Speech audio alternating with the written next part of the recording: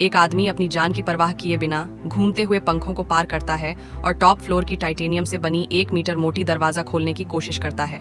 जैसे ही control wire काटा जाता है, दरवाजा आखिरकार खुल जाता है। लेकिन इससे पहले कि क्वांग भाई चांगे राहत की सांस ले पाते, पंखे का नियंत्रण सिस्टम आग की वजह से फेल हो जाता है और अगले ही पल पंखे की गति अचानक तेज हो जाती है।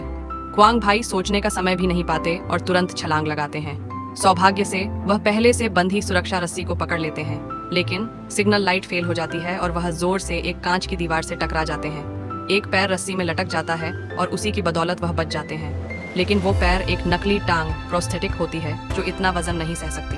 क्वांग भाई अपनी पूरी ताकत से खुद को ऊपर खींचने की कोशिश करते हैं और जैसे ही नकली टांग गिरती है, वो झट से रस्सी को पकड़ लेते हैं। लेकिन तीव्र झटकों की वजह से खिड़की के पास की लकड़ी की कीलें ढीली पड़ने लगती हैं। नीचे जमा लोग सांस रोककर ये खतरनाक मंजर देख रहे होते हैं। इन मुश्किल हालातों में क्वांग भाई अपनी जबरदस्त बाजुओं की ताकत से सुरक्षित मंजिल तक पहुंचने में कामयाब होते हैं। नीचे खड़े लोगों की तालियों के बीच भी उन्हें चैन नहीं मिलता, क्योंकि अभी अभी खोला गया दरवाजा फिर से बंद होने लगता है। क्वांग भाई हवा में लटक रही अपनी नकली टांग को खींच कर लाते हैं और उसे दरवाजे के बीच अटका देते हैं। दरवाजा रुक जाता है। वो अपनी जान जोखिम में डालकर ये सब इसीलिए कर रहे थे क्योंकि उन्हें इस इमारत के मालिक झाओ साहब से एक यूएसबी ड्राइव चाहिए था।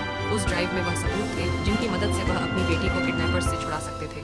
क्वांग भाई पहले एक स्पेशल फोर्स सोल्जर थे, लेकिन एक मिशन के दौरान उन्होंने अपना बायां पैर खो दिया। अपने अनुभव के दम पर उन्होंने दुनिया की सबसे ऊंची इमारत मिंगचू टावर में सुरक्षा प्रमुख की नौकरी पाई। एक दिन जब वह अपनी पत्नी और 2 बच्चों के साथ मिंगचू टावर घूमने गए थे, तभी कुछ अज्ञात लोगों ने उन पर नजर रखनी शुरू कर दी। उन्होंने क्वांग भाई का सिक्योरिटी टैबलेट चुरा लिया और उससे टावर का पूरा सुरक्षा सिस्टम हैक कर लिया। फिर वे चोरी छिपे टावर में घुसे और अंदर कैल्शियम फॉस्फाइड जैसा खतरनाक केमिकल फैला दिया, जो पानी के संपर्क में आते ही भयानक आग पैदा करता है। पलक झपकते ही आग ने पूरे फ्लोर को घेर लिया। ये सब उन्होंने इसलिए किया क्योंकि झाओ साहब के पास उनके मनी लॉन्ड्रिंग के सबूत थे। उस यूएसबी ड्राइव को वापस पाने के लिए उन्होंने हमला कर दिया। इस बीच क्वांग भाई की पत्नी और बच्चे भी उसी इमारत में फंसे हुए। जब उन्होंने टावर में आग लगती देखी तो वह बिना कुछ सोचे तुरंत दौड़ पड़े।